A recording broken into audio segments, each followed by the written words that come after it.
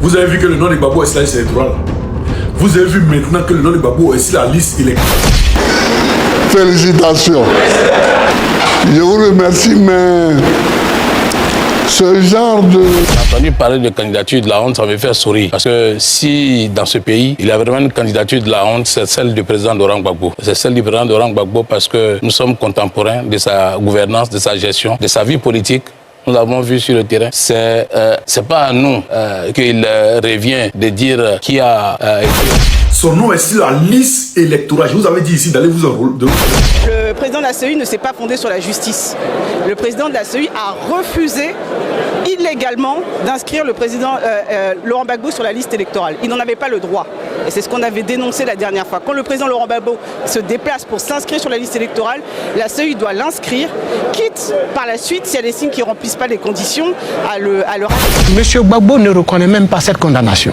Avant même la condamnation, il n'a même pas été signifié. Pourtant, l'État de Côte d'Ivoire qui dit ne pas savoir où se trouvait M. Gbagbo au moment de cette condamnation.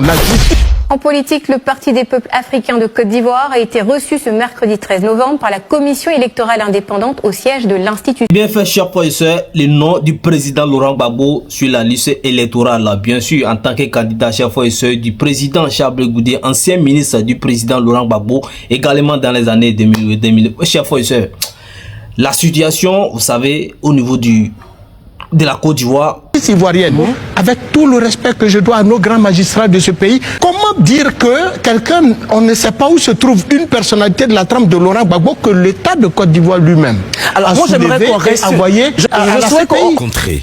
Une rencontre conçue comme une forme idéale de participation collective à la chose politique.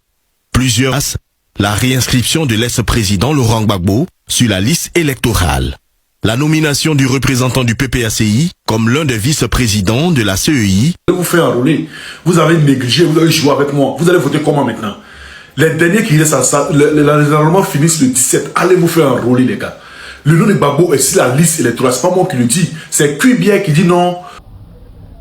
Cette histoire des noms du président Laurent Gbagbo sur la liste électorale revient beaucoup de fois. Et cette fois-ci, vous avez écouté.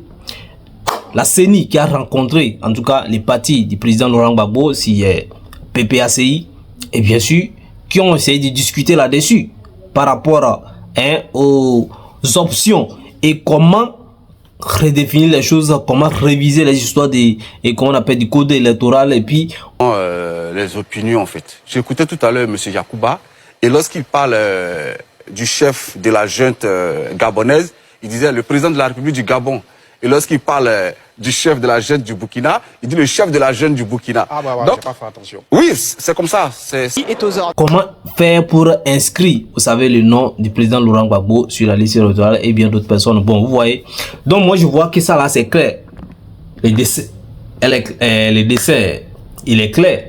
Ça, c'est dessiné clairement. Vous voyez, je crois que là, je pense que moi, je sens qu'il y a une possibilité d'inscrire le nom du président Laurent Gbagbo de la liste, sur la liste électorale. Chers frères et sœurs.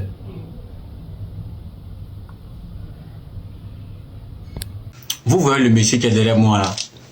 Au fait, c'est quelqu'un, il me plaît tellement que je ne comprends pas. Mais je ne sais pas où le PPA trouve ces éléments là, la famille.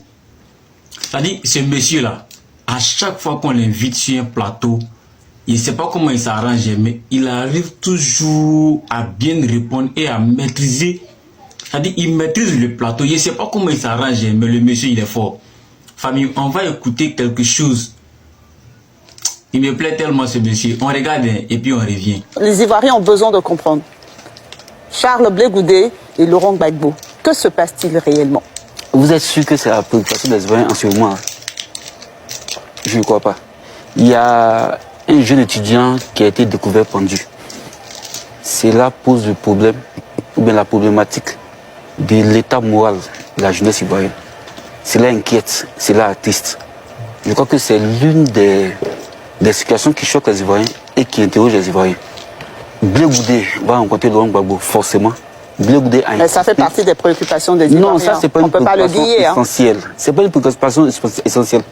Vous voyez, ce qui s'est passé est tellement choquant, ça a tellement attristé le président Laurent Gbagbo que ça nous a poussé à réfléchir. Vous savez que notre pays est le 26e pays au monde où il y a le plus de suicides. Au monde.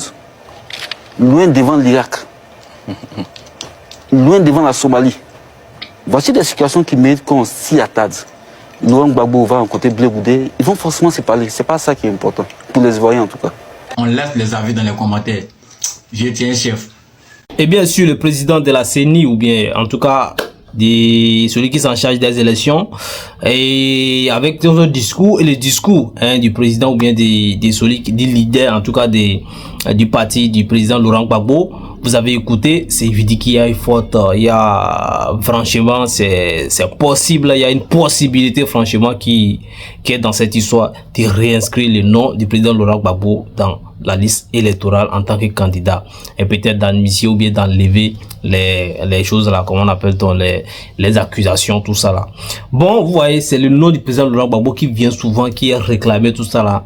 Et bien sûr, il y a quelques fois aussi, on a l'impression d'oublier le président Charles Blé Goudé, le président qu'il revient de dire qui a été honteux dans ce pays. Mais les Ivoiriens savent, ils suivent tous nos responsables, ils suivent tous nos leaders, parce que si c'est pas la honte de ramener les déchets toxiques en Côte d'Ivoire, si c'est pas la honte de ramener la division du pays, un président qui a été incapable de garantir la sécurité intérieure et extérieure à nos frontières, un président qui a été incapable d'assurer le quotidien des Ivoiriens par l'augmentation des salaires, il a dit lui-même, je n'augmenterai rien dans ce pays. Si c'est pas la honte, un candidat qui a dit qu'il n'a rien comme solution pour nos hôpitaux, un candidat qui a dit qu'il n'a rien, il n'a aucune solution pour les routes en Côte d'Ivoire, si c'est pas la honte, c'est bien, c'est pas chez nous qu'on doit parler des candidatures de la honte. Alors j'invite le RGP à se désabonner aux mensonges. Tout à l'heure en parlant, non, Laurent Gbagbo a dit qu'il ne va jamais augmenter les salaires, mais c'est faux. On a vu la gouvernance de Laurent Gbagbo dans des conditions difficiles, que ce soit les préfets, les sous-préfets, les enseignants, les médecins, les policiers, tous ceux-là ont vu leur... La fiabilité de la liste électorale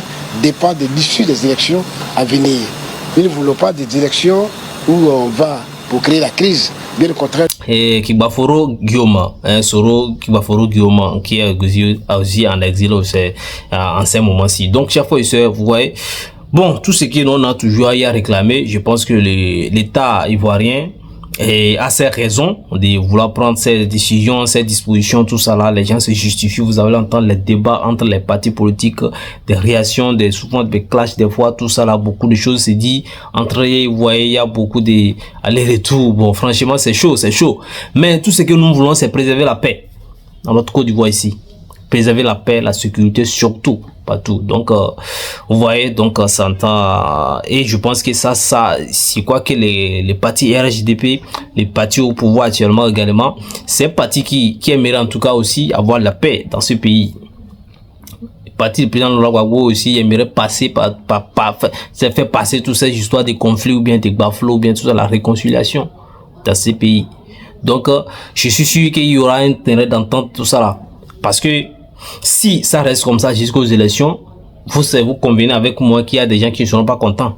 Et si tout le monde n'est pas content, c'est qu'on risque d'avoir des mésententes ou bien des dialogues à haute voix. Ouais, donc c'est pas bien pour le pays, c'est pas bien pour le moment, pour nos moments, le développement, la sécurité du pays. Le pays a assez de choses à gérer comme ça, la sécurité, le terreau, tout ça là, gérer. On va pas continuer par c'est gérer entre nous encore, c'est méfier entre nous encore, comme encore de plus. Donc chef professeur, ouais, merci. Bon, je vois que les choses évoluent, les jours approchent. Octobre 2025, c'est pas trop loin. Les jours s'approchent et beaucoup de choses se font.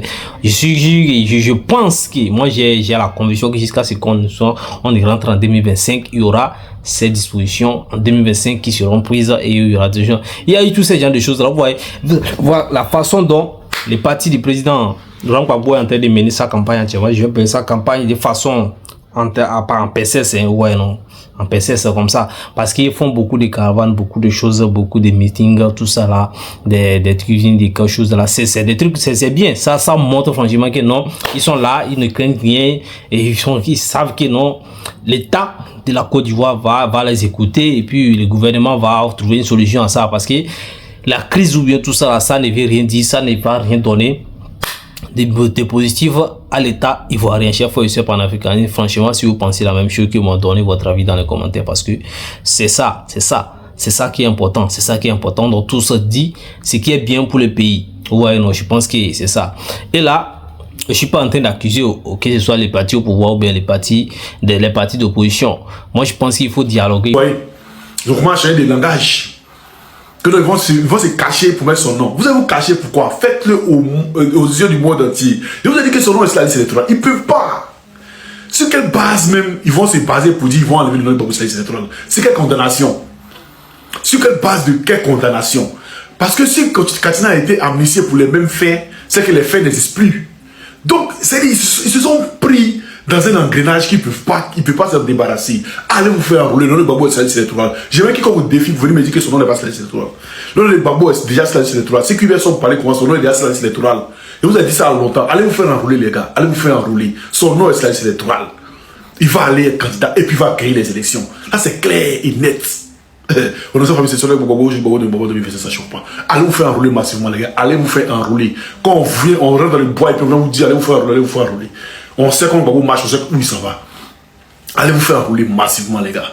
On est ensemble, ici, fans, les gars. Partagez cette vidéo massivement pour alerter tous nos parents dans les villages. Pour les d'aller se faire enrouler. D'aller remplir les bureaux, les centres d'enrôlement. D'aller remplir les centres d'enrôlement et d'aller se faire enrouler. Une audit sera fait, un audit, excusez-moi, sera fait sur la liste électorale. Un audit pour enlever tous les mots. On fasse une frappe, on soit très comme des chirurgiens. La question posée, c'est PPACI décide de faire la mobilisation. Le gouvernement, par son porte-parole, dit attention, nous pensons que la voie, c'est introduire une loi. J'aimerais qu'on puisse vraiment circoncire le débat. Vous voyez, pourquoi aller faire un tel processus? Là où déjà même, les gens ne reconnaissent même pas une décision de justice. Il est temps de vous expliquer. D'abord, pour que je puisse aller saisir l'Assemblée nationale, il aurait fallu que je reconnaisse la décision de justice qui me condamne à 20 ans d'emprisonnement. Mais quand quelqu'un a braqué une banque, je vous l'ai dit, est-ce que sa place est à la maison? Pourquoi on le condamne à 20 ans d'emprisonnement ferme? Pas avec ceci, ferme. Et puis il est assis à la maison. Pourquoi faut-il dire, moi, comment je peux me permettre d'aller braquer une banque? Marius Komoué, pour essayer donc de raviver le dialogue politique. Mais le courrier, c'est de droit, parce que c'est ce que nous avons toujours dit. Il faut régler cette question de façon politique, comme on a réglé la question de la candidature de M. Ouattara de façon politique. C'est le cas de M. Laurent Gbagbo qu'on dit avoir été condamné. Le monsieur ne reconnaît pas cette condamnation. Il dit qu'il n'a même pas été signifié. Pourtant, l'État de Côte d'Ivoire et la justice ivoirienne... Il faut discuter et trouver une solution. Vous voyez, non? Donc, quand vous écoutez déjà les autres partis, qu'ils soient les partis de Laurent Gbagbo, les partis du président Charles Blé Goudé également, vous allez voir qu'ils ont ça, ils se disent que non, ça va se faire. Ils ne reconnaissent pas cette condamnation. On parle toujours des les personnes là ont été acquittées déjà et à la haie et par la CPI, ils ont déjà acquitté là-bas. Ils sont déjà acquittés là-bas. C'est l'État d'Ivoire qui les a envoyés là-bas. Ils sont sortis idem, ils sont sortis tête haute. Donc ils n'ont plus encore les comment on appelle et ils n'ont pas à être jugés deux fois. Donc ce sont les propos qu'ils avancent, c'est sur ça et la façon dont on les a condamnés, tout ça, et ils ne reconnaissent pas, et ils ne reconnaissent en aucun cas ces condamnations, ces genre de choses, ces questionnements, ces admissions, tout ça là. Ouais, non, donc je pense que franchement c'est ça, c'est le truc comme nous on se pose la question, qui a raison? On est là, population, il y a certaines personnes qui comprennent en tout cas franchement ce qu'il y a comme problème là-bas, mais nous on voit tout comme les communs des montées, donc on ne comprend pas qu'est-ce qui se cache là-bas. Ouais, non, qu'est-ce qui se cache parce que ça semble à un jeu ou bien nous on ne comprend pas, les politiciens comprennent. Mais souvent, ces problèmes des politiciens ou des politiciens, des politiques qui se passent entre eux, ça devient souvent problème des populations, de nous qui vivons dans les pays, ouais, de nous qui vivons, qui voyageons, tout ça là, qui revenons, tout ça là dans les pays, ça devient nos problèmes parce que ça va verser finalement sur nous, sur la population. Et souvent, ces dirigeants sortent idem. Vous voyez, non, sauf des pertes matériaux qui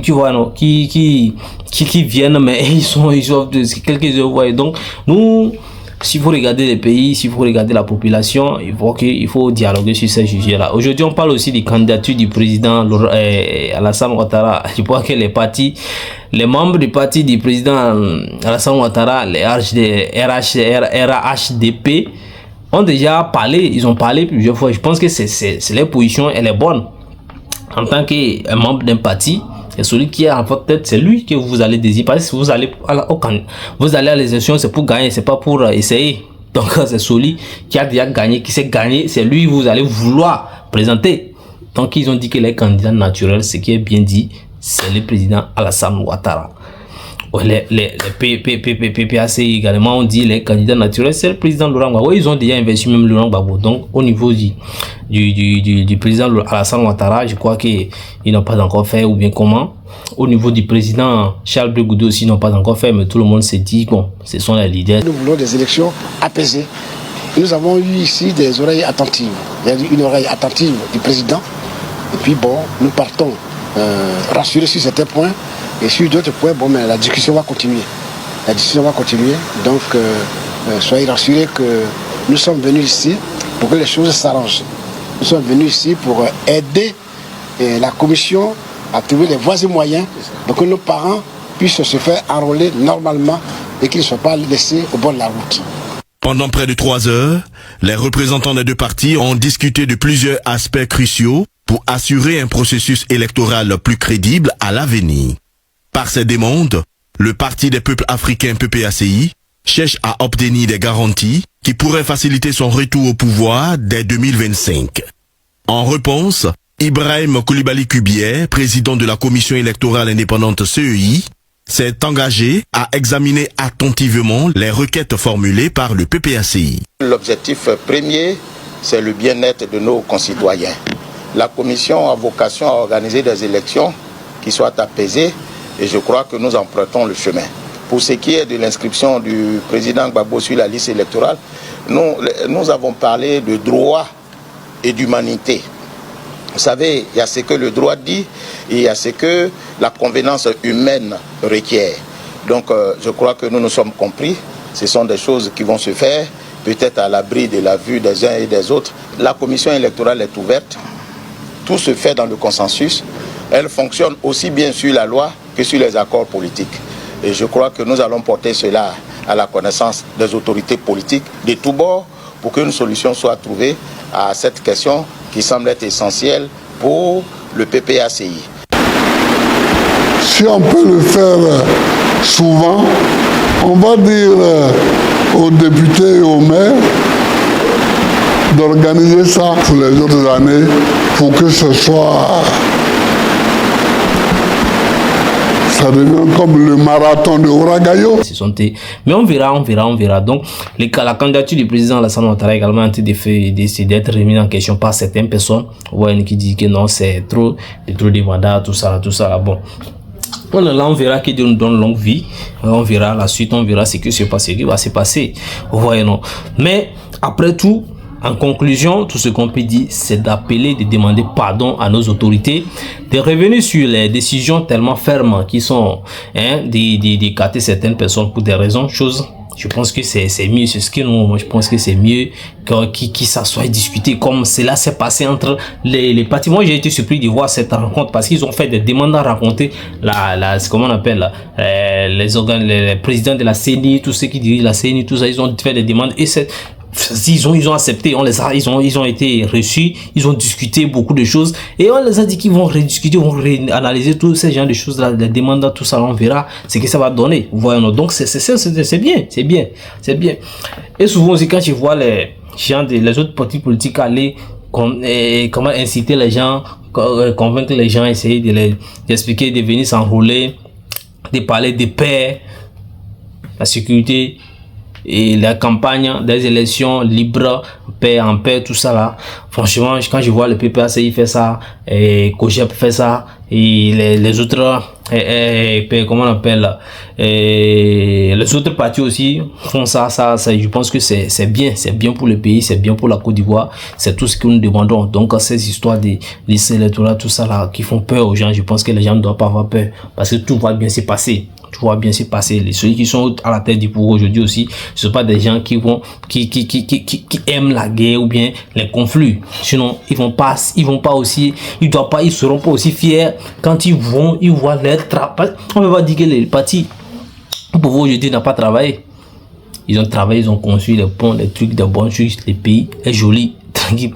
Donc, s'il y a les conflits, les bang-bang, tout ça là, ça peut partir en ruine comme ça.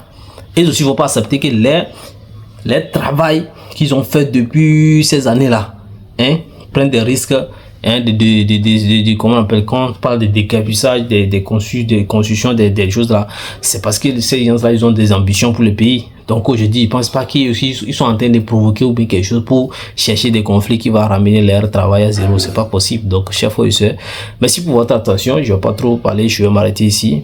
Et donnez votre avis dans les commentaires. Et surtout parce que c'est très important, nous écoutons, ça me permet également de rénover également ce que nous disons. Chers frères et sœurs, merci pour votre attention. C'est la fin pour ce numéro.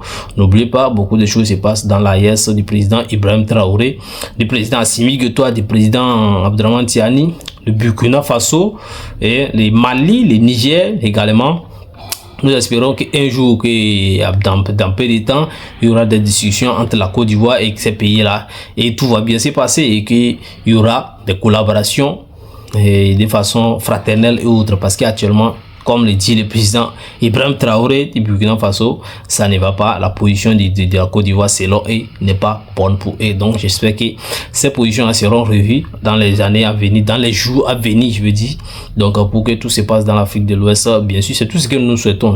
Nous ne dansons pas. Moi, je suis pas là pour clasher mais vous dites ce qui se passe, vous réinvestissez ce qui se passe, vous montrez ce qui se passe, les réactions de tout de chacun. Merci pour votre attention, merci pour votre soutien. Partagez ce numéro. D'ici là, portez-vous bien.